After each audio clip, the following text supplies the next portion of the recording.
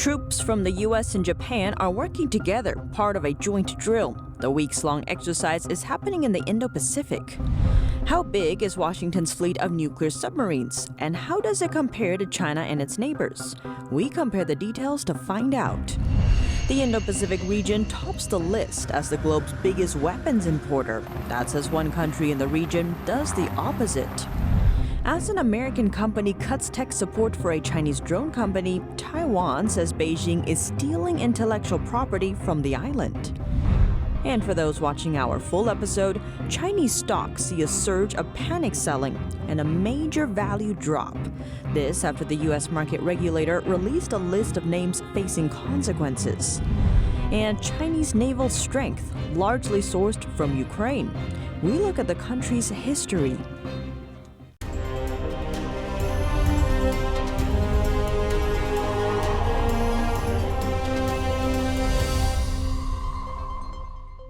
Welcome to China in Focus. I'm Tiffany Meyer. As Russia's invasion in Ukraine is garnering the world's attention, the countries in the Indo-Pacific region are strengthening their ties. Combating the threat from the Chinese Communist regime, the U.S. and Japan are coming closer militarily. Amphibious Japanese troops and U.S. Marines are getting some joint exercise. On Tuesday, they practiced airborne landing assaults together for the first time. The drills mark a sign of deepening military cooperation between Japan and the United States. The drills involved 400 Japanese troops and 600 from U.S. Marines. It's part of a 3-week exercise held in Japan. Japan is revising a decades-old national security strategy amid heightened threat concerns over China's growing military assertiveness. That upgrade to defense policy guidelines is expected to make the country take a more active role alongside Washington in protecting regional security. The joint drills also come as Russia's invasion of Ukraine brings fresh security concerns to East Asia, where China is putting pressure on Taiwan. China claims Taiwan as its own territory and has never ruled out the possibility of trying to take Taiwan by force, even though Taiwan has its own constitution and democratically elected president. Due to its close proximity to Taiwan, Japan is on high alert because of Beijing's growing assertiveness in the region. Next, let's zoom in on nuclear submarines and how many of them belong to nations in the Indo-Pacific. Japan commissioned its 22nd submarine last week. The vessel is named Big Whale and is powered by both electric and diesel. It joins the country's 22nd submarine fleet, none of which are nuclear-powered. Japan's nuclear technology is advanced, but the country has followed a no-nuclear weapons policy for decades and hasn't developed any weapons related to nuclear power. Looking at one of the country's neighbors, Taiwan has no submarines whatsoever. But in 2020, Taiwan announced plans to build a submarine fleet with support from Western countries. The first vessel is set to be commissioned in 2025. Thanks to a recent 3-way deal, Australia also has plans to boost submarine production. Under the agreement, the U.S. and U.K. will pass along key technology to help the nation build nuclear-powered subs. But Australia may have a long wait ahead and likely won't produce its first nuclear submarine for another 20 years. On the other hand, what does Beijing's nuclear arsenal look like? The Chinese Communist regime has refused to disclose the number of submarines in its fleet. The U.S. estimated in 2020 that Beijing had 6 nuclear submarines at the time. In comparison, the U.S. was estimated to own about 70 nuclear submarines at the time. China's military has been expanding fast in the last 2 years, and its current number of subs remains unknown. Most of the arms sales in the last 5 years were going to countries in the Indo-Pacific region, and the biggest arms export country is the U.S.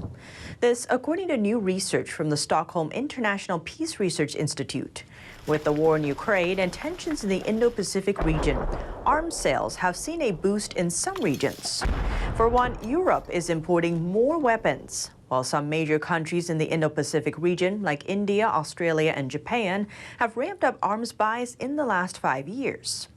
The research examines weapons sales during 2 5-year periods. It compares purchase numbers from 2017 to 2021 to those made from 2012 to 2016. Comparing the last 5 years to the 5 years before that, international transfers of major arms shrank 5% globally, but imports to European countries increased 19%, the biggest growth of any world region. Stockholm Peace Institute researcher Peter Weissman explains. The severe deterioration in relations between most European states and Russia was an important driver of growth in European arms imports. Topping the list, Britain, Norway, and the Netherlands were Europe's biggest arms importers. Surprisingly, Ukraine's imports were very limited, despite rising tensions with Russia in recent years. The Indo-Pacific remains the world's largest weapons import region. More than 2/5 of global transfers made in the years from 2017 to 2021 were made there. What's more, 6 of the 10 top importers on that list are located in the region. India and Australia lead the charge, and both have ongoing border disputes or trade conflicts with China. Notably, the Chinese Communist regime takes 3rd place. South Korea and Japan also make the top 6. Both are taking a harder stance against Beijing's aggression and expansion in the region.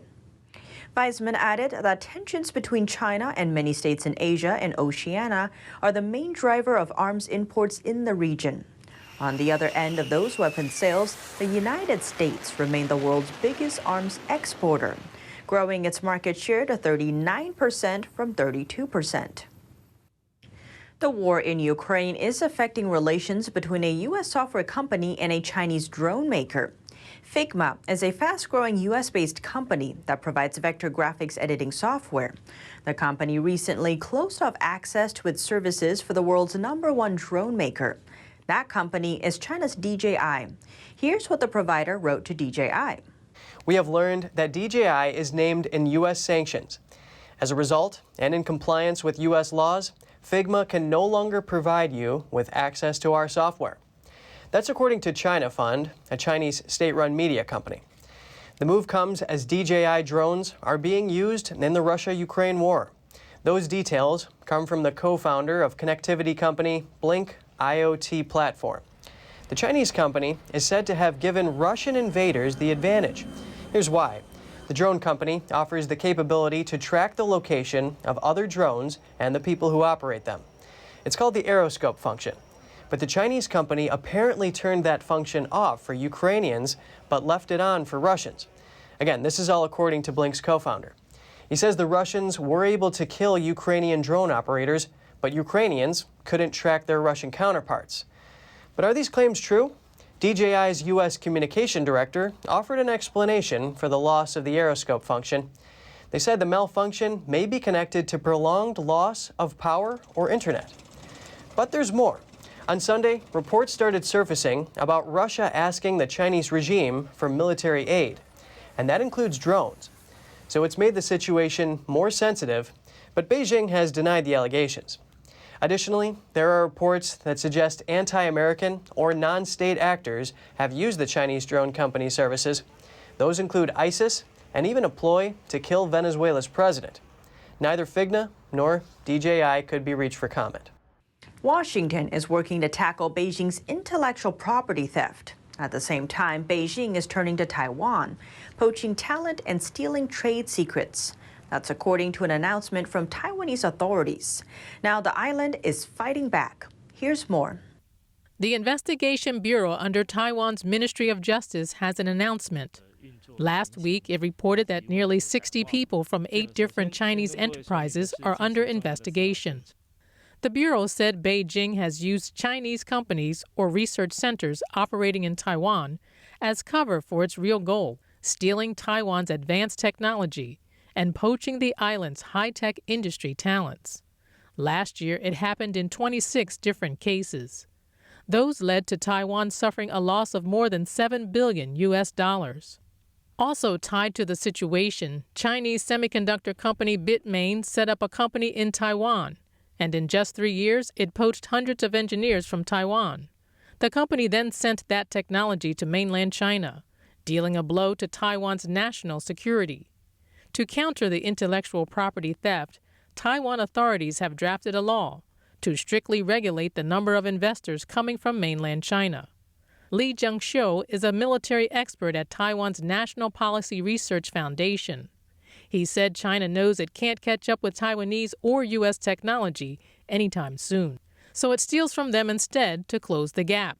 The CCP is actually deeply controlled by the West over industrial secrets of high-tech industries. China knows that at least at this stage, it cannot keep up with the pace of Taiwan and European and American technologies, so it hopes to use this way to close the technology gap. How big is the technology gap between Taiwan and China? Taiwan holds the cutting edge, thanks to companies like Taiwan Semiconductor Manufacturing Company, the world's largest contract microchip maker. Taiwan also makes the majority of the world's most advanced semiconductors. On the other hand, made-in-China chips are lower quality and less advanced. As of this year, China still hasn't designed or fabricated a substantial number of high-value logic chips. That's all for today's China in Focus on YouTube. We are now sharing a shortened version of our program on YouTube. That's after being demonetized for a year. Full episodes can be watched on our partner platform, Epoch TV. To sign up for a 14-day free trial, please click the link down below. Thanks for watching China in Focus. I'm Tiffany Meyer, and see you tomorrow. Every once in a while, something comes along so masterful, it leaves you in awe. So inspiring, it changes your life. So beautiful, you wish it would never end. When that happens, it's something not to be missed. Shen Yun, an all-new production every year.